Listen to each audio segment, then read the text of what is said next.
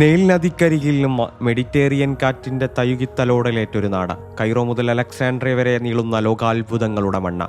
അവിടെയുള്ള മരുഭൂ കഥകൾക്ക് പോലും അയാളുടെ കഥ പറയാനുണ്ടാവും. പേര് മുഹമ്മദ് സലാഹ്. ഈജിപ്തുകാരുടെ വിശ്വാസത്തിന്റെയും പ്രതീക്ഷയുടെയും പേര് കൂടിയാണ് അയാൾ. ഒരുപക്ഷെ ഈജിപ്തിയൻ ഫുട്ബോൾ കണ്ട എക്കാലത്തെയും മികച്ച താരങ്ങളിലൊരാൾ. അയാളും ഈജിപ്തും അമേരിക്കൻ വേദികളിൽ നിന്ന് മടങ്ങുന്നത് ചരിത്രത്തിലെ ഏറ്റവും വലിയ നേട്ടവുമായാണ്. ലോക ചാമ്പ്യന്മാരായ അർജന്റീനയെ വിറപ്പിച്ചാണ് അവർ മടങ്ങുന്നത് എന്ന് അവർക്ക് അവരുടെ വരും തലമുറയോട് പാടിപ്പറയാം.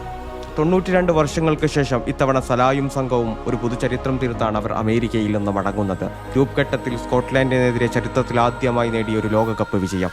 പിന്നെ ഓസ്ട്രേലിയയെ ഷൂട്ടൌട്ടിൽ മലർത്തിയിടിച്ച് ആദ്യമായി ലോകകപ്പിന്റെ പ്രീ ക്വാർട്ടറിലേക്ക് അവർ മുന്നേറി. അവിടെയും തീർന്നില്ല. മെസ്സിപ്പടയുടെ നെഞ്ചകം തകർത്ത് അവർ അടിച്ചുകയറ്റിയത് 2 പറഞ്ഞ ഗോളുകളായിരുന്നു. അതേ അറ്റ്ലാന്റയിൽ നിന്ന് മടങ്ങുമ്പോൾ ഈജിപ്തിനും ലോക ഫുട്ബോളിനും നഷ്ടമാവുന്നത് ലോക ഫുട്ബോൾ കണ്ട എക്കാലത്തെയും മികച്ചവനെയാണ്.